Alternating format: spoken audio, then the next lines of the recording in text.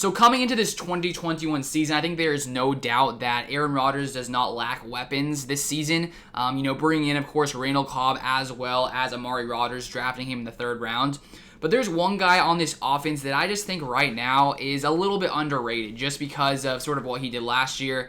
This guy is Marquez Valdes-Scantling. I know lots of people like to hate on him because of his problem in the past when it comes to dropping passes. It definitely was a problem last year, dropping 7 balls last season. Definitely something he needs to improve on coming into 2021. But from all that I've heard from different Packers coaches, from Aaron Rodgers, from what I've seen, it seems to me like he's going to take a massive step forward coming into this 2021 season. Because last year, there was no question, he was one of the best deep threats in the NFL. He averaged 20.9 yards per reception last season, having 6 touchdowns. He could have had a couple more if it wasn't for those drops.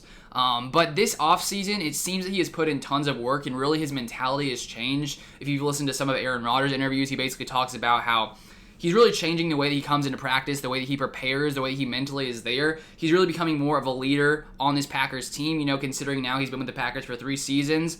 It makes sense that he sort of is developing more into, that kind of leader on this Packers roster outside of Davante Adams. So now coming into this contract year for him, I really think that this is going to be a year that he develops into more than just a deep threat. I was listening to a press conference from Packers offensive coordinator Nathaniel Hackett.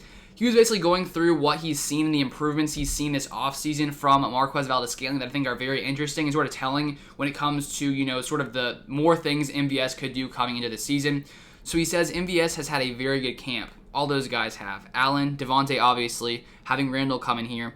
MVS, as we know, has been that deep threat. He's been the guy who goes down the field because he can flat out go. I mean, he can run, and a lot of people know that. I think for him, his precision and route running has improved dramatically, and those are those things on that first level.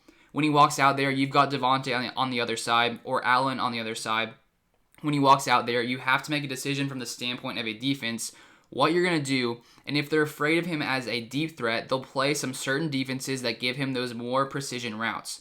So now the fact that you've got to make that decision now. Are you going to take away the precision? Are you going to take away the deep? And you've got Tay over there. So I think him improving that world of his routes has been really exciting for us. So it looks like MVS has really improved when it comes to his route running ability. In the past few seasons, he really has been utilized as that deep threat. A guy who's been a little bit more streaky at times because when you're a deep threat and you don't really offer too much else, your stats are going to swing, up and down depending on if you caught a deep ball that week. If you caught an 80-yard touchdown pass, obviously you look good. Next week you don't catch a deep ball, your stats, sort of suffer. But if, with MVS being able to, run more precise routes, sort of add that to his repertoire wide receiver, I see no reason why he can't maybe be a 1,000-yard wide receiver this season. Last year, he had 33 receptions for 690 yards.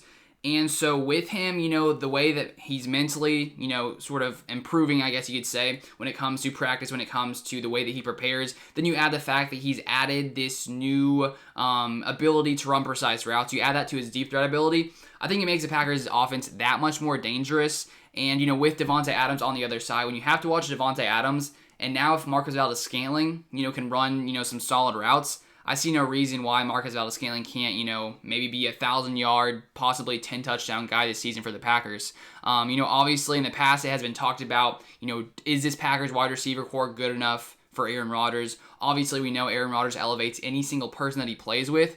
But I think when you look at the fact that, Valdes-Scantling has had time to grow on this offense, he's had 3 years in Green Bay, and maybe, we wish he had maybe improved quicker. But at the same time, Davante Adams took a couple of years to, get over those first few years in the league, sort of developing, growing, and I'm not comparing Marquez Valdes-Scantling to Davante Adams, but it just shows that sometimes it takes players a little bit more time to develop, to get into the right headspace, and to sort of master, I guess, the craft at wide receiver. So I really think just from the fact that he has added that, precise route running ability to his repertoire, you add that to the deep threat ability, I think his Packers offense is going to be tough to stop. I think, no one has any questions about that. But just the fact that, you have to watch him deep, you have to watch some other things he has now as well. Then you got to watch Devontae. Then you got Randall Cobb there. You got Amari Rodgers. You got Robert Tonyan. You got Aaron Rodgers, A.J. Dillon, Aaron Jones. I really think the Packers could come in here once again and be one of the best offenses in the NFL. I wouldn't be surprised if they're the top scoring offense once again. And if this defense can improve and play like, I think we think they can really improve this season, the Packers got a shot this year. But that's what I wanted to break down. If you guys want to see more Packers content, make sure you guys subscribe to the channel down below, drop a like on the video. But that is going to be it for this one. Thank you guys for watching, and I'll see you guys in the next video.